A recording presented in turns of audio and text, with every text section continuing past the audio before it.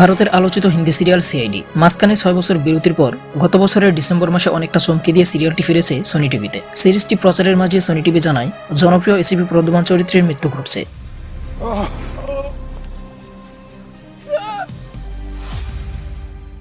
অনেকেই তখন বিভ্রান্ত হয়েছিলেন এসিপি প্রদ্যুমান চরিত্রে অভিনয় করা শিবাজি সত্যম্বুজি মারা গেছেন, আর সেই কারণেই বর্তমানে চর্চায় আছে এটি। তার মাঝেই নতুন বিতর্কে নাম জড়ালো সিআইডির বিরুদ্ধে চুরি করার অভিযোগ এনেছেন এক গ্রাফিতি শিল্পী। সিআইডিতে এখনকার পর্বে দেখানো হচ্ছে এসিপি প্রদ্যুমানকে যারা খুন করেছেন তাদের খোঁজার চেষ্টা করছে বাকি টিম। মুম্বাই শহর জুড়ে কিছু ইঙ্গিতবহ গ্রাফিতি দেখা যাচ্ছে, সেগুলোর উৎস এবং অর্থ খুঁজছে দয়া এবং অভিজিৎ, আর সেই গ্রাফিতিগুলোই নাকি চুরি করে ব্যবহার করা হয়েছে এই শোতে। গত সোমবার মুম্বাইয়ের এক গ্রাফিতি শিল্পী তার ইনস্টাগ্রামে প্রমাণ সহ একটি ভিডিও পোস্ট করেন। সেখানে দেখা যাচ্ছে সিআইডি সিরিয়ালে তার কাজ চুরি করে ব্যবহার করা হয়েছে, যেখানে ভঙ্গ করা হয়েছে কপিরাইট আইন। ভিডিও পোস্ট করে ইনস্টাগ্রামে এই শিল্পী লিখেছেন, প্রথমে খুব খুশি হয়েছিলাম কারণ শৈশব থেকে আমি সিআইডি দেখছি, আর সেখানেই নিজের কাজ দেখতে পাওয়া অনেক আনন্দের বিষয়। কিন্তু এখানে শুধু আমার নয়, অনুমতি ছাড়া আরো কিছু শিল্পীর কাজ ব্যবহার করা হয়েছে। নিজেরা কোনো শিল্পীকে দিয়ে কাজ না করিয়েই ইউটিউব থেকে চুরি করে ব্যবহার করা হচ্ছে। এই ঘটনায় কোনো আইনি পদক্ষেপ নেবেন কিনা এ বিষয়ে কিছুই জানাননি তিনি। তবে তার ভিডিওর কমেন্ট বক্সে অনেক নেটিজেন তাকে আইনি পদক্ষেপ নেওয়ার পরামর্শ দিয়েছেন। বিষয়টি নিয়ে এখনো নিজের অবস্থান পরিষ্কার করেনি সোনি টিভি। তবে এখন আবার ভিডিওটি ও শিল্পীর প্রোফাইল থেকে সরিয়ে দিয়েছে। বলে রাখি, সিআইডিতে এসিপি প্রদ্যুমানের বদলে এসেছেন